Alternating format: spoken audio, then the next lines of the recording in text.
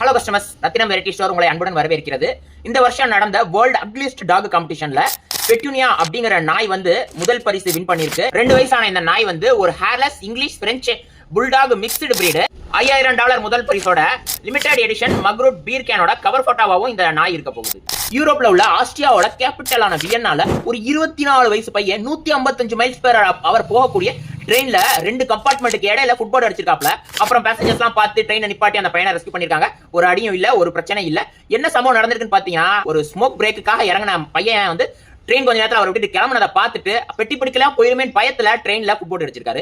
இதே இந்தியாவில் பண்ணா இதெல்லாம் ஒரு பெரிய விஷயமானு தட்டி விட்டு போயிட்டே இருப்பாங்க. நான் மோஸ்ட்லி இந்தியா பத்தி நியூஸ் எதுவும் சொல்ல மாட்டேன். பட் இந்த சம்பவம் ட்விட்டர்ல செம்ம ட்ரெண்டிங்கா போயிட்டு இருக்கு. ஜூனாகர்ல உள்ள ஒரு சிமெண்ட் ஃபேக்டரியில ஒரு வாட்ச்மேன் நாய் குலைக்குதே அப்படின்னு வாக்கிங்ல போய் ரோட்டை பாதுகாப்புல பார்த்தா, அதே நேரத்துல இவர் இங்கிட்டு நடந்து போக அங்கிட்டு இருந்து சிங்கம் நடந்து வர 2 பேரும் மீட் பண்ணி 2 பேரும் பயத்துல தலைதறிக்க ஓடி போயிருக்காங்க.